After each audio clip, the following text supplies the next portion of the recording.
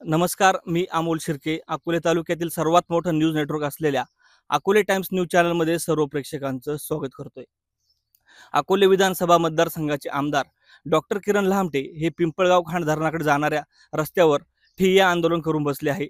पिंपळगाव खांड धरणाच्या लाभ क्षेत्रात असल्यानं पाणी बाहेरच्या गावांना देऊ नये ही त्यांची मागणी आहे. स्वतः आमदार किरण लहामटे हे अकोले मतदारसंघातील पाणी वाटप समितीचे अध्यक्ष आहेत. त्यांच्यावर आज ठिय्या आंदोलन करण्याची वेळ आली आहे. नेमकी त्यांची काय भूमिका आहे जाऊन घेऊया. आमदार साहेब, काय सांगाल? पाणी वाटप समितीचे तुम्ही अध्यक्ष आहात आणि आज जनतेसाठी रस्त्यावर बसण्याची वेळ आली. खरं तर मुळा नदीवरचं जे लाभ क्षेत्र आहे अकोले विधानसभा मतदारसंघातलं आणि तिकडं आढाळा नदीचं जे लाभ क्षेत्र आहे त्याचा अध्यक्ष मी आहे पाणी वाटप समितीचा. आणि ज्या बैठका झाल्या त्यात जे ठरलं आहे लोकांना मी जे आश्वासित केलं आहे तर ते त्यानुसार झालं पाहिजे. आणि किंबहुना मुळेचं जे काही पिंपळगाव खांडचा शेवटचं लाभ क्षेत्र आहे आभाळवाडीच्या खाली पाणी देणं शक्य नाही आहे. अर्थात पालकमंत्री असतील किंवा काय त्यांना जिल्हा आहे त्यांनी बाकीच्या शेतकऱ्यांना कदाचित त्यांच्याकडे मागायला गेले त्यांनी सांगितलं असेल का बघतो करतो देतो पण तसं हे होणं शक्य नाही. जर पिंपळगाव खांडची निर्मिती आदरणीय अजितदादा पवार साहेबांनी ही पिण्याच्या पाण्यासाठी 350 MCFT पाणी शिल्लक राहावं आणि बाकीच्या शेतीला, मग तेवढं बाकीच्या शेतीला द्यायचं तर ते माझ्या मतदारसंघात लाभ क्षेत्रातच पुरत नाही. तुम्ही बाकीच्यांना पाणी कसं देणार? आणि त्यामुळं काल शेतकऱ्यांनी पिंपळगाव खांडचं गेट बंद केलं होतं. पण त्याच्यानंतर परत अधिकाऱ्यांनी रात्री पाणी चालू केलं आणि मग मात्र तोपर्यंत ठीक आहे, आभाळवाडीला पाणी नीटसं पोचलं नव्हतं. पण आज आभाळवाडीच्या जवळजवळ 7-8 फळ्या पाणी तिथपर्यंत पोचलं आहे. गेल्या वर्षी मी 6 फळ्या दिल्या होत्या तरी पाणी त्यांना पुरलं होतं. कारण जवळजवळ 45 ते 47 MCFTचा तो मोठा केटीवेर आहे आणि तेवढं पाणी आता त्यांना उपलब्ध केलं आहे. आता ह्या मतदारसंघामध्ये परत एकदा आता 1.5-2 महिन्यानं परत एकदा दुसरं रोटेशन द्यावं लागणार आहे. त्या शेतकऱ्यांकडे तेवढा पाणी साठा नाही, संचित नाही. आणि मग हे जर नियोजन माझं कोलमडणार असेल तर मी असं करू शकत नाही, पाणी जाऊ देऊ शकत नाही. आणि इथं मला माहीत होतं पोलीस बंदोबस्त पाठवला जाणार आहे, अधिकारी वर्ग येणार आहे आणि मग लोकांना त्रास व्हायला नको की लोक चाक बंद करायला गेले, त्यांच्यावरती केसेस झाल्या. ही मला अपेक्षित नाही. काय करायचं ते मला करा, मी आहे ना. आमदार साहेब, खरं तर पिंपळगाव खांड धरण हे लघु धरण आहे. 600 MCFT त्याची क्षमता आहे आणि गेल्या अनेक वर्षांपासून हे जे धरणाचे लाभधारक शेतकरी आहेत, काही पठार भागातील शेतकरी आहेत, पाणी साठवण क्षमता वाढली पाहिजे यासाठी अनेकदा आंदोलनं झाली. तुम्ही गोडबोले गेटचा काहीतरी प्रस्ताव ठेवलेला आहे. तो प्रस्ताव कुठपर्यंत आलेला आहे, जेणेकरून हे जे आंदोलनं होतात आणि भविष्यात पाणी वाढेल यासाठी तुमचं शासन दरबारी काय पाठपुरावा सुरू आहे? गोडबोले गेट आणि लोअर आंबीजचा जो प्रस्ताव आहे तो सरकार दरबारी आहे. अधिकाऱ्यांनी हे गोदावरी खोर तुटीचं खोर आहे सबब दाखवून पाणी उपलब्ध नाही आहे या नावाखाली हे बाजूला केलंय. खरं तर आमचं ह्या निमित्तानं तेच आहे की पालकमंत्री महोदयांकडे जलसंपदा विभाग आहे, त्या खात्याचे मंत्री, तर त्यांनी तिकडं त्या खालच्या भागातही आबाळवाडीच्या खाली पण एखादं धरण तयार करावं, इकडं गोडबोले गेट करावं आणि वरचाही एखादा लोअर आंबीज सारखा प्रोजेक्ट करता येतो का करावा, जेणेकरून ती मुळा बारामाही होईल. असं झालं तर आनंद राहील. आता भविष्याच्या काळात काय होतं हे मला माहीत नाही, परंतु मुळेमध्ये पाणी टंचाई निर्माण होणार नाही याची मी पूर्णतः जबाबदारी घेतोय. कारण याच्या आधी गेल्या वर्षी 2019ला 1 महिना अगोदर पाणी गेलं, पाऊस पडायचा थांबला आणि मग एकच रोटेशन देता आलं, दुसऱ्या रोटेशनला पाणी आरक्षित केलं आणि खूप सारा त्रास झाला मला. मी आंबीत भरल्यानंतर जून महिन्यात बळबळ कसं तरी शेतकऱ्यांना पाणी पण दिलं. मग मला म्हणायचं आहे की ही धरणं अकोले तालुक्यात पिंपळगाव खांड असेल, निळवंडे असेल किंवा ही धरणं अकोले तालुक्यात होऊन त्या शेतकऱ्यांना पाणी न देता तुम्ही जर पाणी पळवून नेणार असाल, तुम्ही अशा पद्धतीनं जर इथल्या लोकांना त्रास देणार तर हे बरोबर नाही. आणि दडपशाहीला हा अकोले तालुका इथून मागेही बळी पडला नाही, इथून पुढे पडणार नाही. आणि हा किरण लामटे आहे तोपर्यंत तर नक्की जनता हेच माझं सर्वस्व आहे. त्यामुळे जनतेसाठी मी काम करणार. आणि विशेष म्हणजे गायकर साहेब किंवा ह्या भागातले जे शेतकरी आले ते कुणीच मागं हटणार नाही, हे सगळे माझ्याबरोबर आहे. आमदार साहेब, तुम्ही तर महायुतीच्या घटक पक्षाचे आमदार आहात. जलसंपदा मंत्रीही महायुतीचे आहेत आणि ह्या ज्या तुमच्या कलेक्टर कार्यालयामध्ये बैठका होत असतात पाणी वाटपाच्या, कधी-कधी अकोल्यात पण होतात. ह्या बैठका घेताना तुम्हाला पालकमंत्र्यांनी, जलसंपदा मंत्र्यांनी विश्वासात घेतलं नाही का? पहिली गोष्ट, आढळीची पाणी वाटप बैठक अकोले तालुक्यातली आणि मुळेची, याच्यात पालकमंत्र्यांचा हस्तक्षेप येत नाही. ती बैठक मी स्वतः घेत असतो. म्हणजे तो निर्णय मी घेतो. आणि माझं काम काय आहे का त्याच्यात लोकांनी जे सजेशन दिलंय, लोकांनी सूचना दिल्या त्यानुसार काम केलं पाहिजे. राहिलं पुरवठ्याचं जे आहे तर त्याचे अध्यक्ष पालकमंत्री आहेत. त्याची बैठक त्यांच्या अध्यक्षतेखाली होते. मग आता हे जे पाणी जास्त सुटलंय, मग तरी तुमच्यावर आंदोलनाची वेळ आली, कसं सांगाल? अजून पाणी जास्त सुटलं नाही. आभाळवाडीला पाणी पोचलंय. 7-7.5 ढापे झालेत. आता जे पाणी जाते त्याच्यात 8 ढापे होतील. म्हणजे मी सांगतो की माझ्या कार्यकाळामध्ये लाभ क्षेत्राच्या बाहेर मी पाणी जाऊ दिलं नाही. म्हणजे विरोधक काय चुकीचं बोलून पठारावर प्यायला पाणी देणार म्हणे. मग कधी देणार? मुळीत नवीन पाणी निर्माण झाल्यावर देणार. हे पण मी सांगितलंय. विरोधकांना बोंबलायचं सोडून काय काम नाही. प्रामाणिकपणानं काम करण्याचं मी हे तुम्ही वेळोवेळी दाखवले लोकांपर्यंत. निवडणुकीच्या काळातही माझ्या बाजू तुम्ही सगळ्यांनी मांडल्या की जे एवढं चांगलं काम करतोय, तर त्यामुळं एक सांगू का, की कुणीही दडपशाही करण्याचा प्रयत्न केला, तर किरण लहामटे ना कुणापुढे झुकला, ना कुणापुढे वाकला. ज्या लोकांनी मला निवडून दिले, त्यांची सेवा करणं हे माझं कर्तव्य आहे असं मी समजतो. आमदार साहेब, कुठंतरी तुमचं आंदोलन चिरडण्याचा प्रयत्न केला जातोय का? या ठिकाणी जलसंपदाचे अधिकारी असतील, पोलीस फौजफाटा दिसतोय. काय वाटतं तुम्हाला? तुम्ही सरकारमधील आमदार आहात. ही सगळी अधिकारी लोक बघून काय वाटतंय?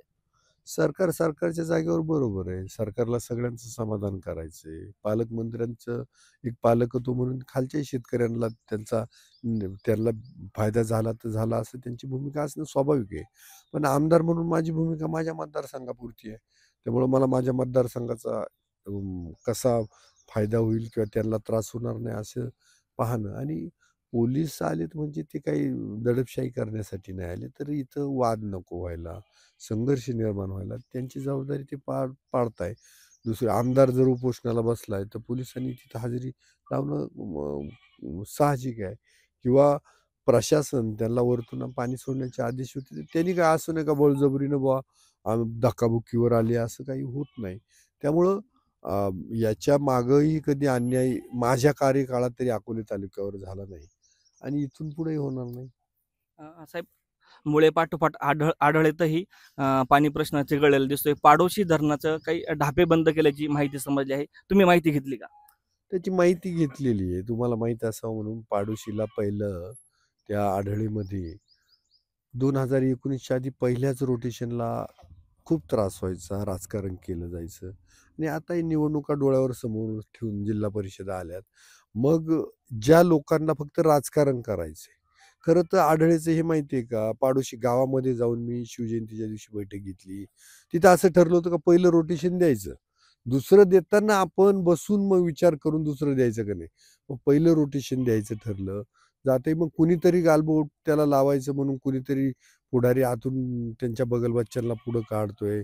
त्यांना ढापे टाकायला लावतोय. आणि आम्ही विचार काय करतो, की कुणाला त्रास नाही झाला पाहिजे, केसेस नाही पडल्या पाहिजे. म्हणून हे सगळं होतंय. पण तिथं जे आंदोलन चाललंय तर त्याचं लाभक्षेत्र जे काय आहे, तर त्या लाभक्षेत्रात पाणी दिलं जातंय. आणि मला वाटतं इथून मागं जर त्या खोऱ्यात त्रास नाही झाला, पुढे होणार नाही. त्यामुळं ते जे करताय तर ती भूमिका माझ्या दृष्टीनं रास्त नाहीये. आता मला ह्या आंदोलनाचा निपटारा करून मग त्याच्याकडे पाहणार आहे. आमदार साहेब, सकाळपासून तुम्ही इथं बसलेले आहात. वरिष्ठ अधिकाऱ्यांनी काही तुमच्याशी काही संपर्क साधलाय का? वरिष्ठ अधिकाऱ्यांनी काळेसाहेबांनी त्यांनी संपर्क साधला. त्यांचं म्हणणं आहे, की बुवा 24 तास अजून तुम्ही पाणी द्यायला पाहिजे. परंतु ह्या भूमिकेशी मी सहमत नाहीये. 24 तास का द्यायचं? हा जर एकदा पायंडा पडला तर तो कायम पायंडा पडेल. मागच्या काळात पिचड साहेब जे करायचे ते त्यांच्या पद्धतीने काय ते खालचा केटीवेळ राबाळवाडीचा भरायचे, नंतर वर भरायचे, नंतर वर भरायचे, तोपर्यंत पाणी वाहून जायचं खाली. मला तसं करून चालणार नाही. मला जे पटतंय, मी पाणी वाटप कमिटीचा अध्यक्ष आहे. मला जनतेच्या हिताला मला त्या सगळ्यांना तोंड द्यायचं, मला तसं केलं पाहिजे. म्हणजे जोपर्यंत सकारात्मक तुम्हाला आश्वासन येत नाही तोपर्यंत तुम्ही इथं बसून राहणार का? इथं बसूनच राहणार. कारण याच्यानंतरचा अहवाल काय होणार आहे? आज संध्याकाळपर्यंत जर पाणी गेलं नाही ना, तर हे पाणी खाली जाऊ शकत नाही.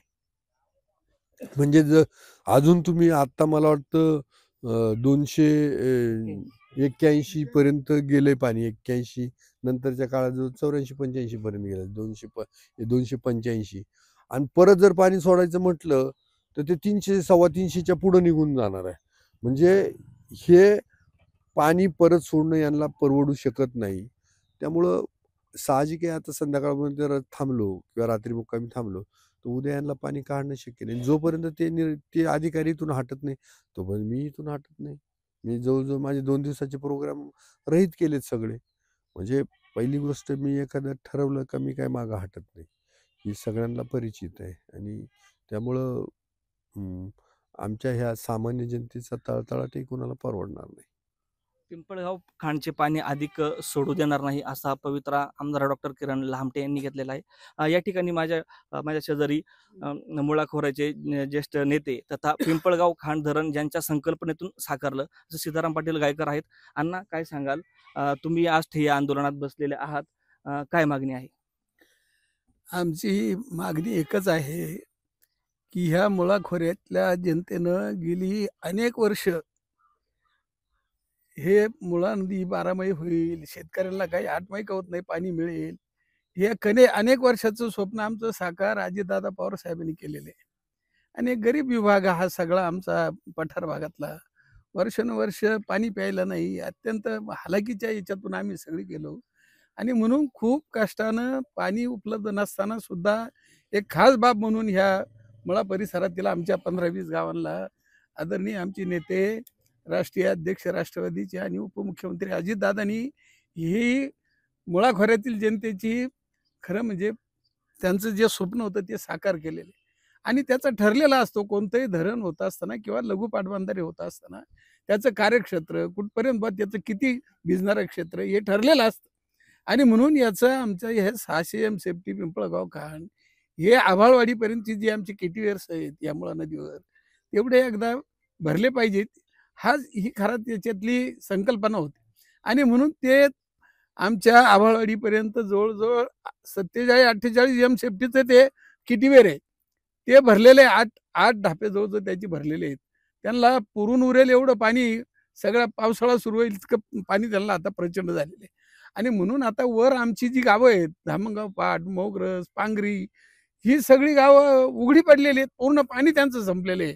आणि अजूनही जर पार ते खाली तुमचं कुठं पारनेरचं म्हणा किंवा संगमनेर तालुक्यात अजून खाली, संगमनेर तालुक्यातली सगळी गावं जी ह्या याच्यामध्ये येतात कार्यक्षेत्रामध्ये, ती सगळी झालेली आहेत. आणि म्हणून ते पाणी आमच्या ह्या सगळ्या शेतकऱ्यांना पिण्यासाठी उपलब्ध राहावं. शेतीसाठी जी पिकं उभी केलीत आम्ही, काही पाईपलाईन कोट्यावधी रुपयाच्या पाईपलाईन उभ्या केल्या आहेत, ऊसाची शेती उभी केली, काही कांद्याची शेती असेल, अनेक पिकं उभी केलीत. आणि हे सगळं उद्ध्वस्त होणार आहे हे खाली पाणी गेल्यामुळं. आणि म्हणून कालपासून सगळ्या तालुक्यातील शेतकरी सातत्यानं आमदार साहेबांना फोन करतायत, आम्ही त्यांना फोन करतोय का आता हे साहेब पाणी खाली जर गेलं तर आमचा सगळा शेतकरी उद्ध्वस्त होईल. आणि म्हणून ते थांबलं पाहिजे. आणि म्हणून काही आमच्या शेतकऱ्यांनी काल आम्हाला माहीत नसताना बंद केलेले पाणी बंद केलं. परत त्या अधिकारी रात्री 12 वाजता येऊन त्यांनी ते पाणी सोडलं. आणि मग रात्री 11 वाजता आमदार साहेब काल एका महत्वाच्या कामासाठी हरिश्चंद्रगडावर होते. 11 वाजता ते आल्यानंतर सगळ्या कार्यकर्त्यांना आम्ही सांगितलं, आमदारांना विनंती केली. आणि आमदार सकाळी 8 पासून आम्ही इथं सगळे बसलोत. कोणत्याही परिस्थितीत आम्ही खाली पाणी आता जाऊ देणार नाही.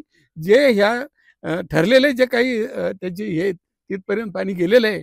आणि म्हणून आमच्या ह्या शेतकऱ्यांना त्याला उघड्यावर पडू नयेत. आणि म्हणून आमदार साहेब आम्ही सगळी कार्यकर्ते प्रयत्नशील आहोत. हे पाणी बंद झालं पाहिजे. झालंय केलंय बंद आम्ही, पण ते परत चालू करायला ती यंत्रणा येते, ती जाऊ नये तिथं म्हणून आम्ही बसलोय. जादाचं पाणी पिंपळगाव खांड धरणातून सोडू नये अशी ही मागणी सीताराम पाटील गायकरांची आहे. खरं तर हा पाणी प्रश्न सध्या तरी ज्वलंत अनेक मुद्द्यांवरती या ठिकाणी दिसतोय, परंतु पिंपळगाव खांडचं पाणी खऱ्या अर्थानं वाढण्याची वाढलं पाहिजे यासाठी प्रयत्न होणे गरजेचं आहे. आमदार साहेब, एक विषयांतर करून एक प्रश्न तुम्हाला विचारतोय. महेशी या आश्रमशाळेमध्ये ईश्वरी धिंदळे या मुलीचा कुष्ठरोग आणि कुष्ठरोगाने मृत्यू झाल्याची माहिती समजलेली आहे. ती माहिती तुम्ही घेतली का? त्या संबंधित माहिती पण घेतली आणि आज मला त्या कुटुंबाला भेटायला पण जायचं होतं. काल घटना झाली आहे ती. त्याच्या आधी पण तिथल्या प्रकल्पाधिकारी आणि रेक्टरशी बोलणं झालं होतं. लेप्रसी म्हणजे कुष्ठरोग तिला डिटेक्ट झाला आणि त्यानंतर ट्रीटमेंट चालू केली. पण ती ट्रीटमेंट तिला सूट न झाल्यामुळं मे बी तिला पित्ताचा म्हणण्यापेक्षा काविळीचा त्रास आणि बाकीच्या ह्याच्यामुळं व्हॉमिटिंग, लूज मोशन असा त्रास झाला आणि मग तिला तिथून हलवण्यात आलं. नाशिकला ॲडमिट होती आणि काल त्याच दरम्यान तिला ब्रेन स्ट्रोक म्हणजे मेंदूमध्ये स्ट्रोक बसल्यामुळं काल तिचा दुर्दैवी अंत झाला. मधल्या काळात सिरियस आहे असं कळत होतं, परत तिची प्रोग्रेसिव्ह स्टेजला होती, पण काल अचानक तिला तिचा जीव गमवावा लागलाय. तर नक्कीच दुःखदायी बाब आहे. परंतु लेप्रोसीचं प्रमाण तुम्ही पाहत असाल का 0.00% आहे आणि ती सापडली. त्यामुळे तिला ट्रीटमेंट चालू करणं चांगल्या हेतूनं गरजेचं होतं, पण ती काल दगावली गेली आहे त्या आजारात. तर आता हे आंदोलन संपल्यानंतर मी त्या कुटुंबाला भेटणार आहे. आमदार साहेब, 2 वर्षापूर्वी त्या ठिकाणी रवीना लामटे या विद्यार्थिनीचा मृत्यू झाला होता. त्यानंतर ही घटना आज घडलेली आहे. मी स्वतः आज त्या ठिकाणी व्हिजिट केलेली आहे. विद्यार्थ्यांचं म्हणणं आहे, आम्हाला आजार कोणताही झाले तरी फक्त पॅरासिटामॉलची गोळी दिली जाते. या पद्धतीने जर आश्रमशाळांमध्ये अनागोंदी, गैरकारभार सुरू असेल तर तुमची काय भूमिका असणार? तसं व्हायला नाही पाहिजे. आता याच्यासाठी आपण मधल्या काळामध्ये तिकडं GNMची पोस्ट भरली जावी. तर तिथं काय होतं की नर्स किंवा ट्रेन मेडिकल स्टाफ नसल्यामुळं पॅरासिटामॉल ही अशी गोळी आहे की ती बऱ्याच आजारावर चालते. डोकं दुखलं तर पॅरासिटामॉल, हातपाय दुखलं तर पॅरासिटामॉल, ताप आला तर पॅरासिटामॉल, म्हणजे असं असंख्य आजार. मग पोरांना वाटतं अरे मी तर डोक्यासाठी गेलो, मला तीच गोळी दिली असं. तर त्यामुळं हे आहे आणि त्यातलं त्यात आता लूज मोशन्स वगैरे, तर त्यावेळेला आपण ती जी काही रवीना लामटेची घटना आहे, तर त्यावेळेला ती कोण रेक्टर होते त्या रिस्टिकेट पण आपण केल्या होत्या आणि तिथली वस्तुस्थिती हीच आहे की त्या रेक्टर अशा होत्या का त्या मुलींकडे लक्ष देत नव्हत्या. म्हणजे तिला लूज मोशन होईल बरं म्हणून तिला 2 दिवस तिथंच दुर्लक्षित केलं गेलं आणि नंतर ती सिरियस झाल्यानंतर राजूरला आणलं. राजूरला हॉस्पिटलमध्ये घेतलं नाही, संगमनेरला नेली. संगमनेरला त्या दुर्दैवी त्या मुलीचा अंत झाला. आता त्या मॅटरमध्ये जसं होतं तसं ह्या मॅटरचा तो हे नाही आहे. याच्यामध्ये त्या मुलीची तपासणी झाली, लेप्रसी म्हणून तिला कुष्ठ म्हणून ती डिटेक्ट झाली आणि त्याची ट्रीटमेंट चालू केली. त्या ट्रीटमेंटचे जे साईड इफेक्ट आहेत त्याच्यामध्ये हिला त्रास व्हायला लागला आणि त्यामुळं हा प्रॉब्लेम झालेला आहे. परंतु मुलांचं जे म्हणणं आहे किंवा माझंच वैयक्तिक म्हणणं आहे की महेशी आश्रमशाळेला अटल ॲम्ब्युलन्स सेवा जी होती पहिली, ती ॲम्ब्युलन्स सेवा परत चालू केली पाहिजे सरकारनं. 1600 ते 1700 मुलं आहेत तिथं डॉक्टर, नर्स असा स्टाफ दिला गेला पाहिजे आणि बाकीच्या आश्रमशाळेवरती रेग्युलर व्हिजिट झाल्या पाहिजे, असं सगळं म्हणणं आहे माझं. हे होते डॉक्टर आमदार किरण लहामटे. पिंपळगाव खांड धरणाचा पाणी प्रश्न आणि त्यानंतर महेशीचा जे विद्यार्थ्यांचा मृत्यू झाला आहे त्या अनुषंगाने आपण त्यांच्याशी चर्चा केलेली आहे. तर हे आंदोलन आता किती वेळपर्यंत सुरू राहणार हे आपण याचं नियमित कव्हरेज आपल्या प्रेक्षकांना दाखवणार आहोत. व्हिडिओ जर्नलिस्ट श्याम सहानेसह मी अमोल शिर्के, पिंपळगाव खांड धरण. मुळाच्या या कार्यक्षेत्रामध्ये शेतकऱ्यांनी कर्ज काढून शेत्या डेव्हलपमेंट केलेलं आहे. त्या शेतीमध्ये पाईपलाईन केलेलं आहे. त्या शेतीमध्ये आता माल उभे आहे.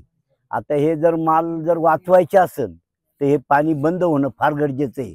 जर बंद नाही झाले तर शेतकरी इथलचा सगळा संपून जाणार आहे. त्यामुळे ह्या भागातलं जे पाणी आमदार साहेबांनी बंद केलेलं आहे याला ह्या भागातल्या सगळ्या लोकांनी मदत केली पाहिजे आणि आम्ही त्यांच्या मागं आहे सगळे पाणी प्रश्नावर. कारण एक वर्ष असं झालेलं आहे का पाणी संपल्यामुळं काही शेतकरी शेतीमधून संपलेले, हे माझ्या डोळ्याने मी सगळीकडे बघत आलेलो आहे. तेव्हा आत्ता ही परत परिस्थिती होऊ नये म्हणून आपण सगळ्यांनी एकत्र येऊन या पाण्याच्या लढ्याला आपण त्यांना पाठिंबा देऊ आणि पाणी बंद करण्याचं काम करू. नाही तिथं आपण उपोषण करायला तयार आहे. इथून आम्ही हलणार नाही. कायमस्वरूपी हा. पाणी नाही गेलं. हा तर आता जे हे साहेबांनी जे घेतलेले काम हातात याला आमचा पूर्ण पाठिंबा आहे. मुळाच्या पाण्यासंदर्भात जे आमदार साहेबांनी जे जागबंद आंदोलन केलं, या आंदोलनाला मी सर्व अकोले तालुक्यातील सर्व व्यापारी शेतकरी सर्व त्यांच्याबरोबर आहे. इथं आमच्या जमिनी आहे, इथं मित्रांच्या जमिनी आहे.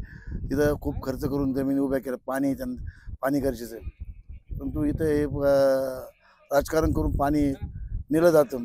हे थांबवा. पाणी इथं अजून 4 महिने जायचे, ते पाणी पुरलं पाहिजे आणि पाणी ही त्यांनी बंद राहावं. आम्ही हे चालू करून होऊन देणार नाही. आम्ही आमदार साहेबांबरोबर सदैव त्यांच्या पाठीमागे आम्ही इथं आंदोलनात मुक्कामाला थांबणार आहे, परंतु हे पाणी जाऊन देणार नाही. एक थेंबही पाणी जाऊन देणार नाही. आता त्यांच्याबरोबर आम्ही आमदार साहेबांबरोबर आहे. साई दृष्टी नेत्रसेवा चष्माघर अकोले शहरातील सर्व अत्याधुनिक सुविधा उपलब्ध असलेले एकमेव अद्ययावत शोरूम म्हणजेच साई दृष्टी नेत्रसेवा चष्माघर.